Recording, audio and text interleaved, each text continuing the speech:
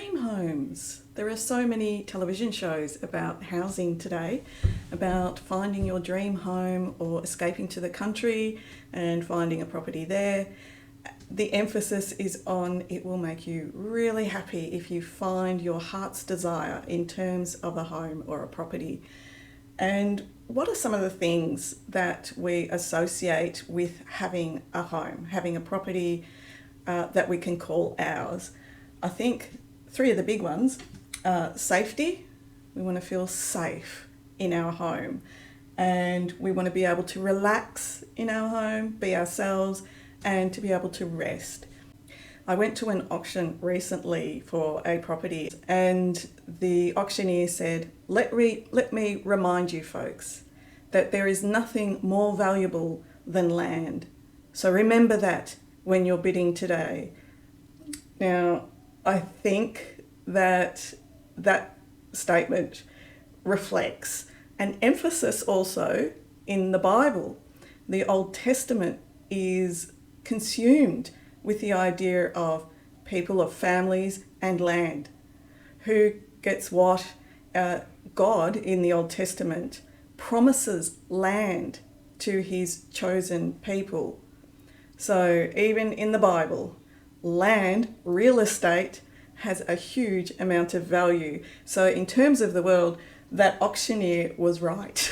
We place a huge emphasis on land ownership, and that being a huge value. Now in the Bible, the promised land was to be a place of safety and where the chosen people could prosper and live happily. And as long as they fulfilled the covenant they'd made with God, which was that they abided by his laws, the 10 Commandments set down by Moses on Mount Sinai.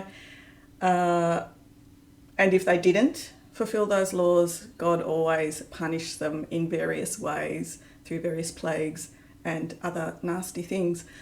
So yeah, even from the Bible, we have this idea of a big reward being land, a place to call home. So with all this emphasis on property and ownership of property in the world and all the contentiousness about it, and you can see lots of contentiousness about the ownership of countries at the moment and wanting to rope countries into other countries. And so there's a lot of that going on. That's obvious at the moment. So this emphasis, the worldly emphasis on the value of land and owning it,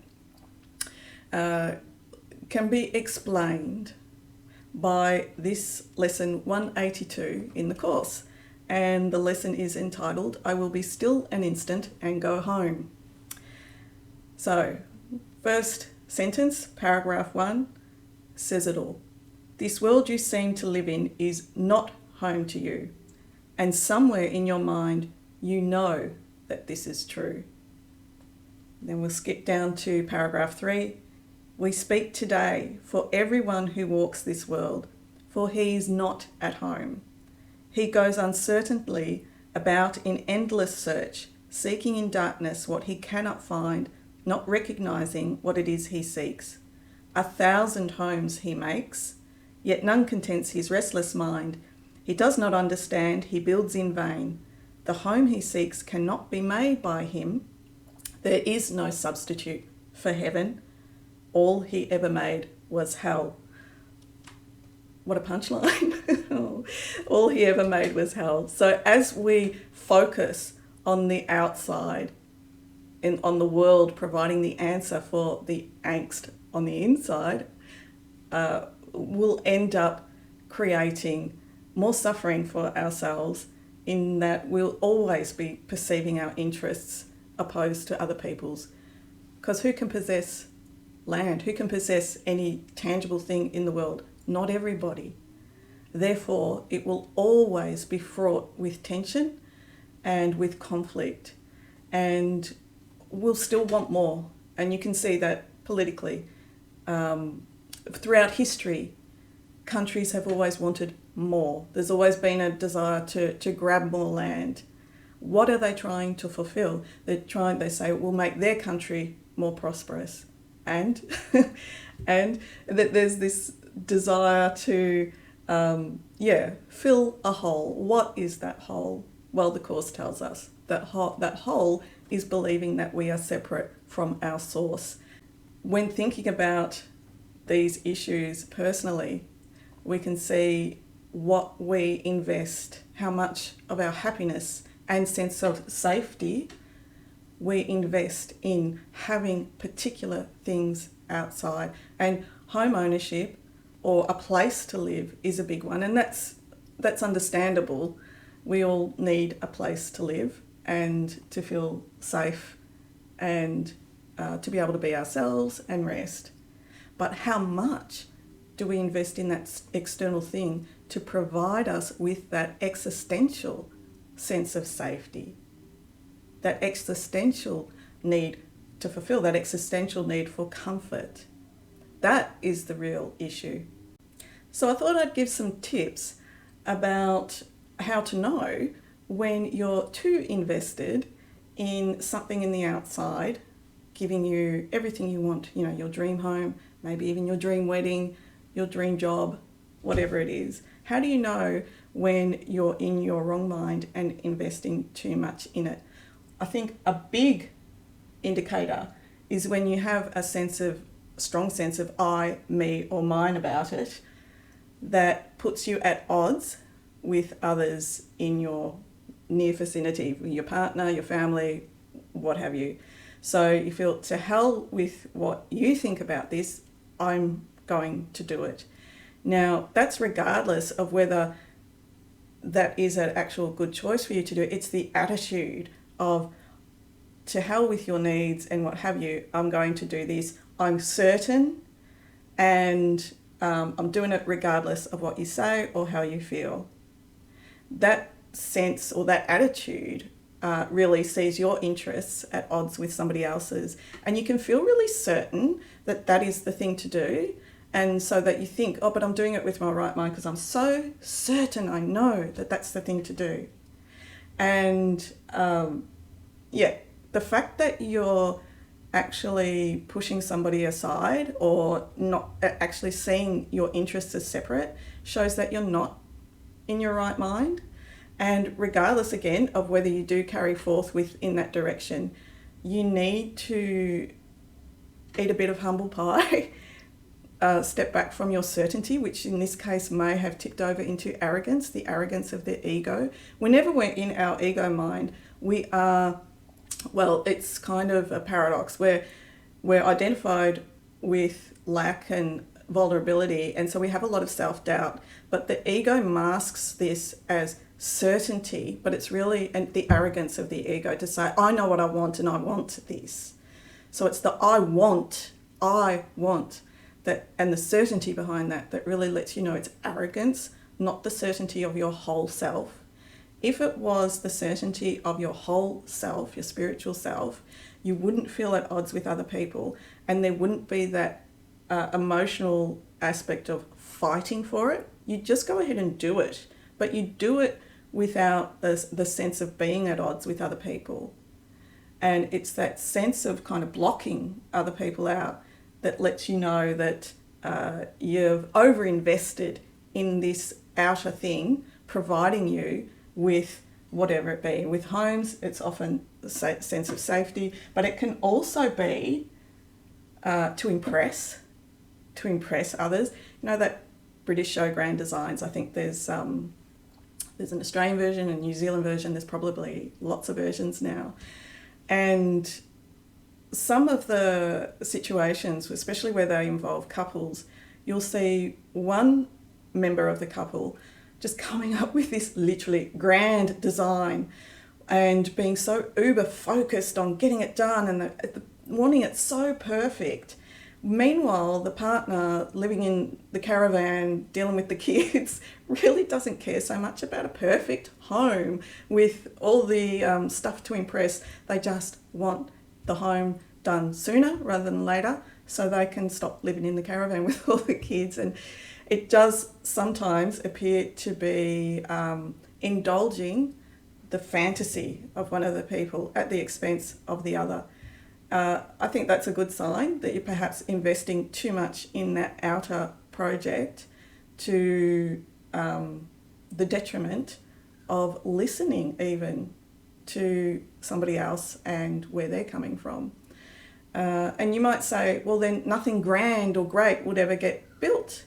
I mean, look at all the narcissistic emperors of the world and all the things they commissioned to be built, the wonderful palaces and structures to immortalise their power, a kind of propaganda for themselves. But what about all the blood, sweat and tears that went into building those things? You know, they yes, we might look at them in awe, but they are still part of the ego's world. And so shared interests really has to be at the top of your list if what you do go ahead with doesn't hurt you. That's why it says all he ever made was hell when we go searching and building all these different homes metaphorically. All we ever made was hell, because if we built them, first of all, thinking that they would make us happy, but in doing that we become so invested that we throw other people under the bus, their needs, their input, it will hurt us because we will take guilt into what that thing that we purchase, that we produce, and that will also lead to all sorts of despair.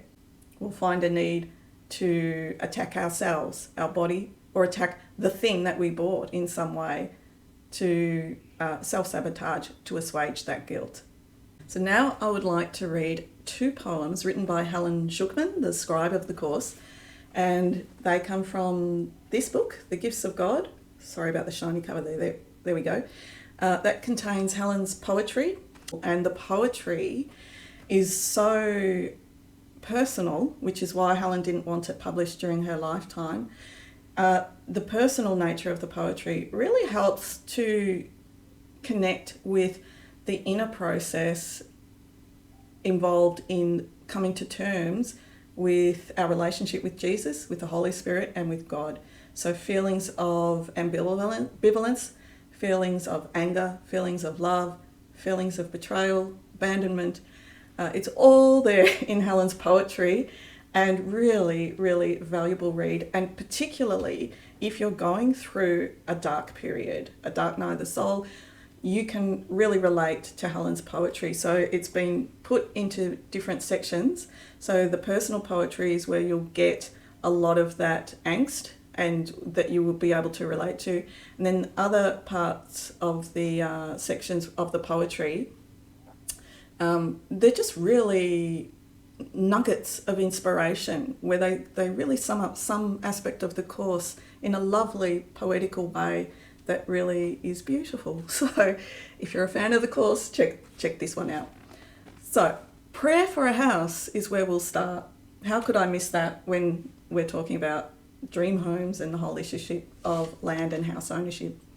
So this prayer, or this poem, was written when Helen was feeling bereft.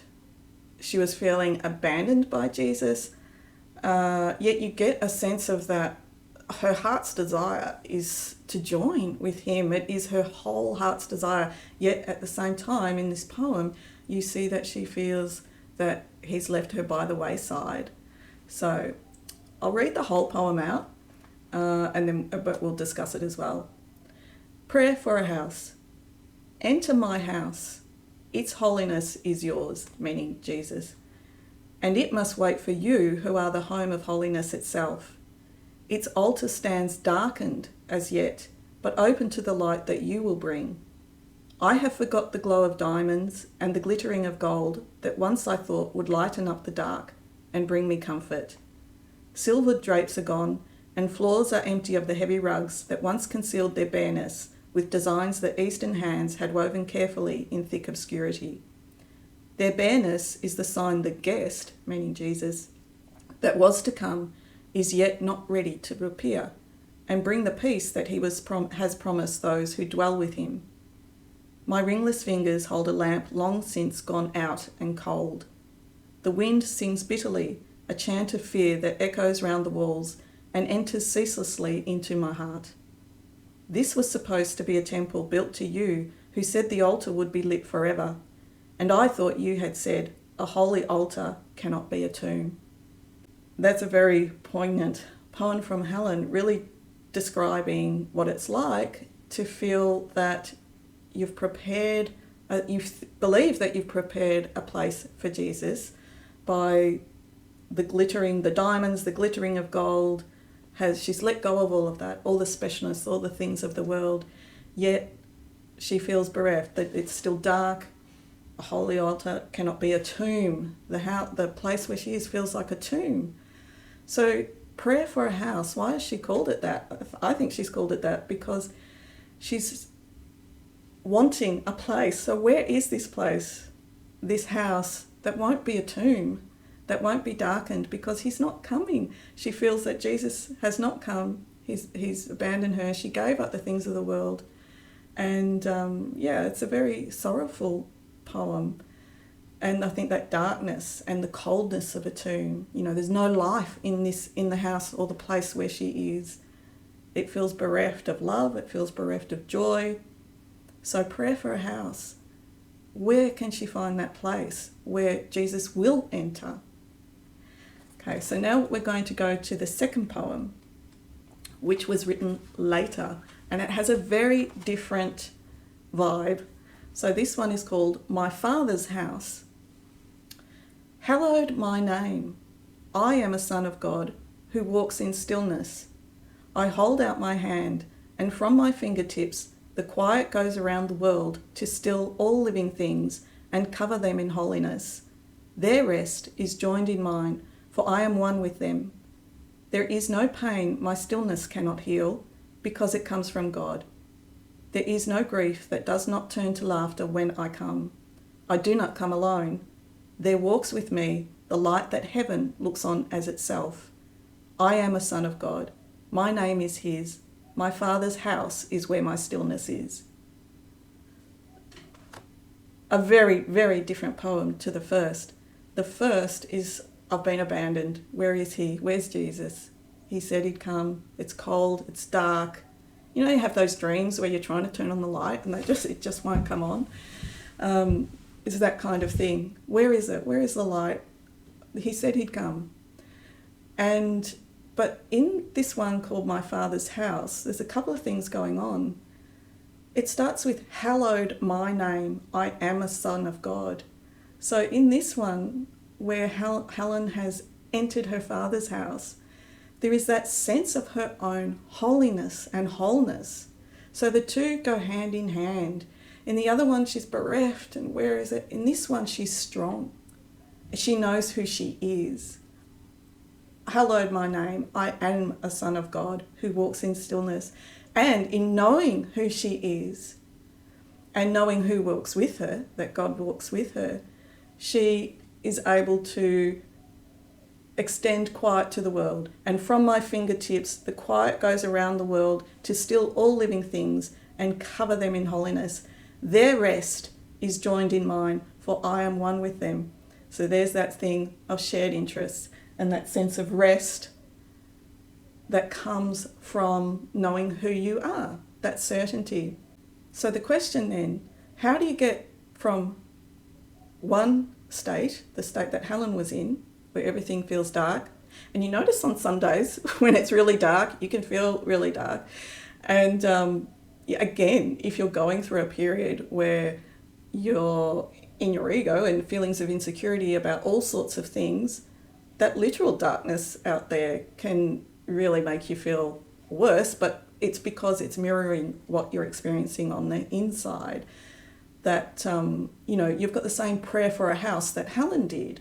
It's like, it's dark, it's cold, this feels like a tomb. Where can I find a house that brings me lightness? And today, the big thing with housing is white walls everywhere. Get as much light into the house. I wonder if that also is a metaphor for what's going on, that we don't know where to look for the lightness anymore. And so we don't even look at our darkness either. And so there is a need to have a really, really bright home with lots of light. I mean, I like the idea of lots of light too, but when, you paint everything extra wide and have all the light in the world and still feel a bit dark, what's going on? So now we'll look at how we get from the kind of state that Helen was in the first poem to the state that she was in the second poem, and we'll look at lesson 68, Love Holds No Grievances. So just reading a selection. To hold a grievance is to see yourself as a body. It seems to split you off from your source and make you unlike him. Shut off from yourself, capital S, which remains aware of its likeness to its creator, yourself seems to sleep, while the part of your mind that weaves illusions in its sleep appears to be awake. Can all this arise from holding grievances? Oh yes, for he who holds grievances denies he was created by love, and his creator has become fearful to him in his dream of hate. For who can dream of hatred and not fear God? So a grievance automatically splits us off from our identification with our spiritual self and our source. And all of a sudden, we become identified with lack, insecurity, and because there is hate within our mind, we also believe there is hate in God's mind, because we will perceive God as we perceive ourselves. And if we perceive God as having hate within him, that means we will perceive him as a punitive father, a fickle father, a father like in the Bible. So we will fear God if we hold a grievance as well, because God is literally made in our image, and we know how hateful we can be and punitive we can be. We'll likewise believe the same about him. So we can't be happy, we'll be fearful.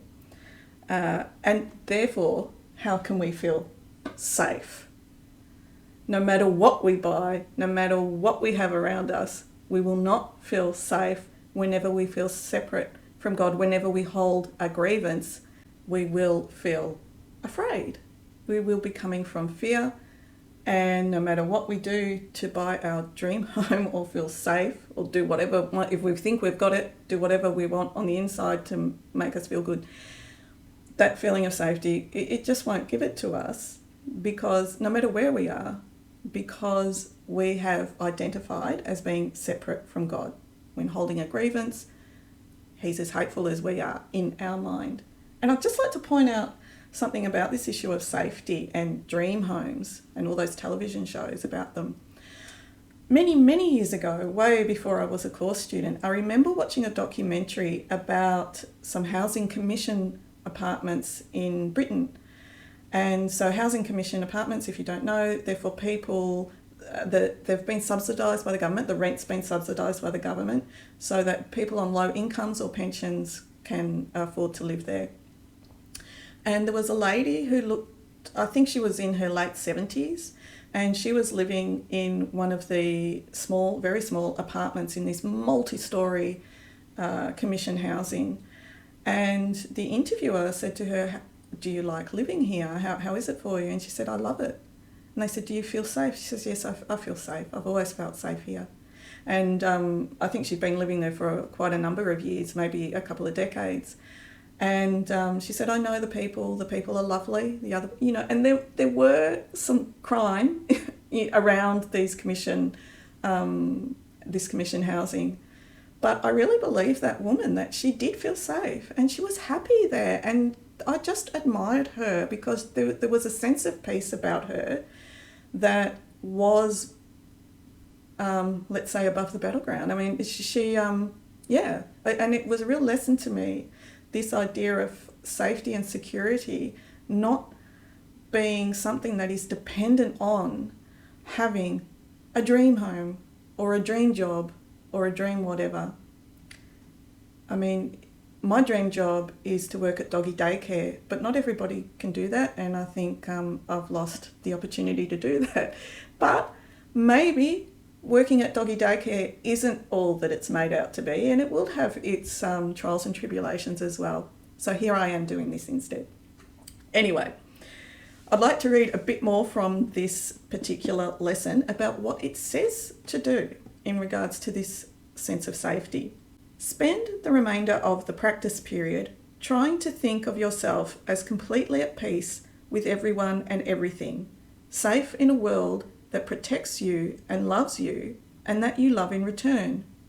Try to feel safety surrounding you, hovering over you and holding you up. Try to believe, however briefly, that nothing can harm you in any way. At the end of the practice period, tell yourself, love holds no grievances. When I let all my grievances go, I will know I am perfectly safe. That's the answer. And isn't it a beautiful answer? To be able to know that you can have that feeling of safety, of security, of home, no matter where you are, if you remember who is with you and who you are, and to practice forgiveness and let go of grievances. That passage that I've just read out from that lesson reminds me of another that's from lesson 107 called Truth Will Correct All Errors in My Mind. And it's from paragraph 2 and a little bit into paragraph 3, and it's trying to convey what that sense of safety is like when we let grievances go. Can you imagine what a state of mind without illusions is, or without grievances? How it would feel. Try to remember when there was a time, perhaps a minute, maybe even less, when nothing came to interrupt your peace, when you were certain you were loved and safe. Then try to picture what it would be like to have that moment be extended to the end of time and to eternity. Then let the sense of quiet that you felt be multiplied 100 times and then be multiplied another 100 more. And now you have a hint, not more than just the faintest intimation of the state your mind will rest in when the truth has come. Without illusions, there could be no fear, no doubt, and no attack.